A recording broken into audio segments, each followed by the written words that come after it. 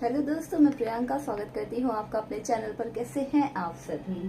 उम्मीद करती हूँ अच्छे होंगे। आज मैं बताने जा रही हूँ आपको पास्ट टेंस, प्रेजेंट टेंस के चारों पार्ट हमने पढ़ लिए थे। Indefinite, continuous, perfect, imperfect, continuous. आज स्टार्ट करने जा रही हूँ पास्ट टेंस। उसके हम दो दो करके पार्ट पढ़ेंगे, जैसे हमने प्रेजेंट में पढ़ा था, इंडेफिनिट टेंस और कंटिन्यूअस टेंस। तो पास्ट टेंस, जैसा कि मैंने आपको पहले भी बताया कि पास्ट टेंस की पहचान क्या होती है। सेंटेंस के लास्ट में था, थी, थे या था, थी, थे आता है। इंडेफिनिट टेंस की बात करते हैं तो इंडेफिनिट टेंस में ता, था, जैसे जाता, प्रेजेंट में हमने पढ़ा था जाता है, खाता है, पीता है। इसमें है जाता था, खाता था, पीता था। तो जाता था मतलब ता था, ती, थी, ते, थे। क्या म्यूजिकल साउंड आ रहा है। और क्या आ सकता है, आ ई ए, जैसे गया, खाया, पिया। तो इस तरह का साउंड भी आ सकता है। आइए देखते हैं इनका रूल। असर्टिव सेंटेंस और में क्या होते हैं, इंडेफिनिट है तो इसमें भी हैबिट शो करेगा, कोई ना कोई आपकी पास्ट की हैबिट। पास्ट की हैबिट कैसे कि जैसे एग्जांपल लिया है मैंने, मोहन रोज बाजार जाता था, तो ये इसकी एक हैबिट थी, ठीक है, कि वो रोज बाजार जाया करता था। असर्टिव का रूल क्या कहता है, सब्जेक्ट V2 ऑब्जेक्ट। इसमें क्या लगते हैं, V2। हमने प्रेजेंट इंडेफिनिट में क्या पढ़ा था कि V1 प्लस एस और ES लगता था हेल्पिंग वर्ब के रूप में। इसमें क्या है, subject plus V2 plus object. Example देखते हैं, मोहन रोज बाजार जाता था। मोहन वर्ब क्या है, जाना। जाना की इंग्लिश गो। गो की सेकेंड फॉर्म वेंट। गो, वेंट, गॉन। आपको थोड़ी सी मेहनत ये भी करनी पड़ेगी कि जो मेन वर्ब्स हैं उनके forms, first, second, third forms जरूर याद करने पड़ेंगे। कुछ तो बहुत बेसिक है कि हमने यूज किए हुए पता है, और कुछ और आपको सीखने पड़ेंगे ताकि आप ट्रांसलेशन टाइम पे मिस्टेक्स नहीं करें बिल्कुल भी। और जिन लोगों को भी प्रॉब्लम है वो सभी लोग अपना लेवल देखते हुए वहां से इनको थोड़ा थोड़ा सा लर्न करना शुरू कर दें। बहुत आसानी से मिल जाती है, ऑनलाइन भी मिल जाती है और किसी भी बच्चों की बुक्स में भी आजकल होती ही है। Mohan went to market daily. Mohan आपका सब्जेक्ट, वेंट गो का सेकेंड फॉर्म, वर्ब आ गया, ऑब्जेक्ट मीन्स रोज बाजार जाता था। अच्छा, मैं यहाँ पर एक चीज आपको बताऊं, मैं इसको लिख सकती थी मोहन बाजार जाता था, ये भी कंप्लीट सेंटेंस था। लेकिन मैं इसको अगर ये लिखती कि मोहन रोज जाता था, तो ये थोड़ा अजीब लग रहा है। शायद कंप्लीट कह सकते हैं कि हाँ जाता था रोज, लेकिन रोज कहाँ जाता था, क्यूरियोसिटी आएगी कि हाँ भाई कहाँ जाता था, इसमें कुछ ना कुछ तो मिसिंग है, ठीक है। तो अगर इस तरह का, इसमें क्या है, देखो मल्टीपल ऑब्जेक्ट्स दिख रहे हैं। मोहन जाता था, सब्जेक्ट और वर्ब तो क्लियर हो गया, लेकिन ऑब्जेक्ट क्या है, अभी यहाँ पे दो वर्ड्स मिल रहे हैं कनेक्ट करने के लिए। तो अब आप अगर बहुत नए हैं तो सेंटेंस बनाने में प्रॉब्लम होगी। आपके मन में क्वेश्चन आ सकता है कि हाँ किसको पहले लगाएंगे, किसको बाद में लगाएंगे।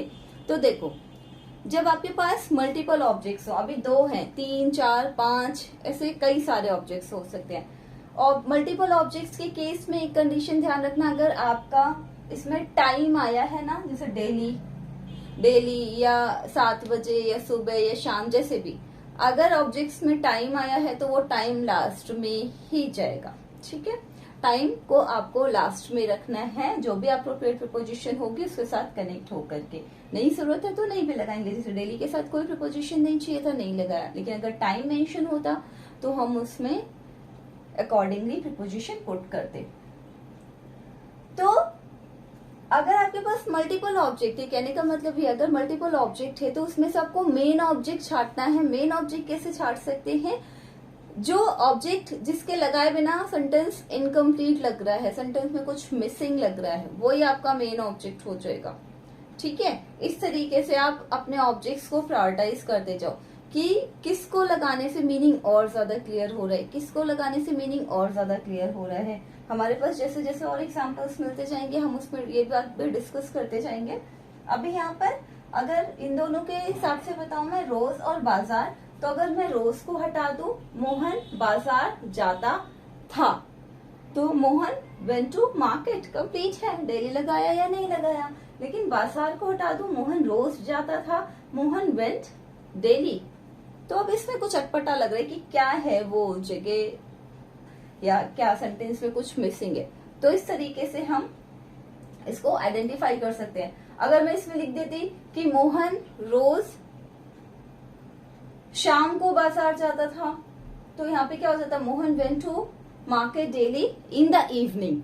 जो और ज्यादा क्लोज का टाइम होगा उसको और ज्यादा लास्ट में।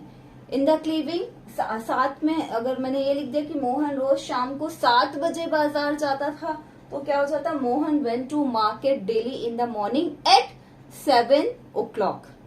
तो मीन्स जो सबसे ज्यादा नियर का टाइम है ना वो आप लास्ट में लगाते जाओगे, जो सबसे ज्यादा क्लोज टाइम दिया हुआ है, सबसे ज्यादा क्लियर टाइम दिया हुआ है वो लास्ट में जोड़ता जाएगा। सबसे ज्यादा दूर का टाइम वो आपका वहां से सेंटेंस में आप अगर आप टाइम मल्टीपल टाइम्स दिए हुए हैं तो आप उनको इस तरीके से कैटेगराइज करोगे मल्टीपल ऑब्जेक्ट से। तो जिसको हटाए बिना सेंटेंस कंप्लीट हो रहा है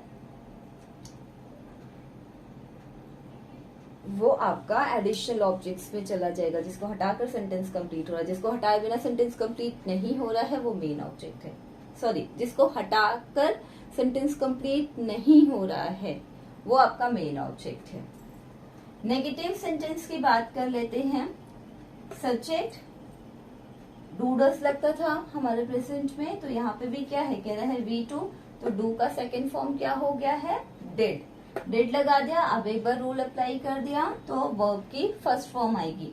याद रखना जब भी डिड दिखेगा सेंटेंस में हमेशा वर्ब की फर्स्ट फॉर्म आएगी। जैसे हम प्रेजेंट में कर रहे थे उसमें तो फर्स्ट फॉर्म ही लग रही थी, लेकिन रूल जब एक बार अप्लाई हो जा रहा था तो हम वर्ब के साथ में एस और ईएस नहीं लगा रहे थे, जब हम डू डस के साथ में लगा दे रहे थे।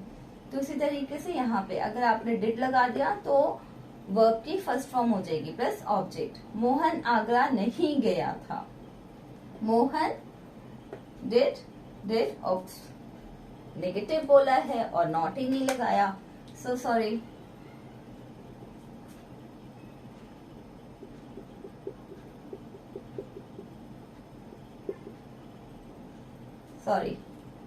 Mohan did not go to Agra, went का फर्स्ट फॉर्म आ गया go to Agra, Mohan did not go to Agra. Interrogative sentence की बात करें सेम है, WH फैमिली डूडस की जगह पर डिड लगाएंगे, means WH will always stand with the helping verb. Interrogation की बात करें तो WH लगाया और हमने उसका हेल्पिंग वर्ब लगाया, क्या है, डिड लगाया प्लस सब्जेक्ट प्लस V1, क्योंकि डिड लग गया तो V1 हो जाएगा, V1 और ऑब्जेक्ट। मोहन आगरा कैसे जाता था, तो मैंने बोला था कि जब आपका एक्सप्लेनेटरी क्वेश्चन होगा यस नो के फॉर्म में नहीं होगा, क्वेश्चन वर्ड बीच में आया है तो वो WH का पार्ट है, तो हमने सेंटेंस अपने WH वर्ड मीन्स हाउ से स्टार्ट कर दिया। How helping verb was required, did Mohan go to Agra, how did Mohan go to Agra। Interrogative negative क्या कहते हैं, WH family plus did plus subject plus not. यहाँ देख लो interrogative का ये पार्ट WH और डिड लगाया, अभी नेगेटिव का ये पार्ट डिड तो पहले लग गया, subject not V1 object, subject not V1 object लग गया। क्या मोहन आगरा नहीं जाता था, अब WH नहीं है क्योंकि सेंटेंस क्या से स्टार्ट हुआ है, मीन्स हेल्पिंग वर्ब की जरूरत है। Did Mohan not go to Agra, ठीक है। इंडेफिनिट टेंस समझ में आ गया। अब बात करते हैं हम कंटिन्यूअस टेंस की। कंटिन्यूअस किसका, पास्ट का, सेम है, रहा था, रही थी, रहे थे।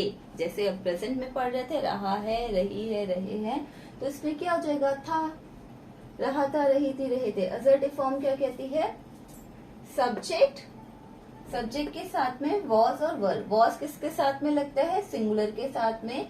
वर्ब किसके साथ में लगता है, सॉरी, वर्ब किसके साथ में लगता है, प्लूरल के साथ में, वॉज और वर।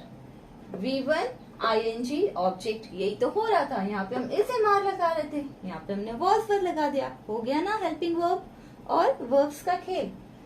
तो subject was were, V1 ING object. मैं स्कूल जा रहा था, I was going to school. देखो कल जो मैं एक्सेप्शन बोल रही थी ना आपको कि आई के साथ में प्लूरल रूल्स फॉलो होते हैं, आई एक्सेप्शन है, फर्स्ट पर्सन प्रोनाउन की कैटेगरी में आता है। तो यही है एक कंटिन्यूअस का टेंस जिसमें हम आई के साथ में सिर्फ सिंगुलर रूल ये यहाँ पे फॉलो करते हैं, वॉज। अगर टेंसेस की बात करें ग्रामर में और पार्ट्स हैं जिनमें हम सिंगुलर के साथ में प्लूरल हेल्पिंग वर्ब, प्लूरल के साथ में सिंगुलर हेल्पिंग वर्ब ऐसे लगाते हैं, बट वो टेंस की कैटेगरी में नहीं आते। हम टेंस की कैटेगरी में भी सीख रहे हैं, तो उसके लिहाज से बात करेंगे।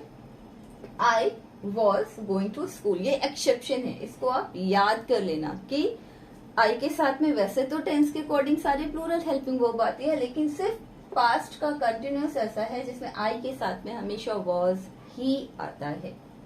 I was going to school. Negative देख लेते हैं। Subject was were not V1 ING object. तुम स्कूल नहीं जा रहे थे, तुम स्कूल नहीं जा रहे थे। You were not going to school, you हो गया सब्जेक्ट, वॉज अ वर, तो यू प्लूरल है तो हम वर लगाएंगे, वर। नॉट आएगा, नॉट आ गया। Going to school.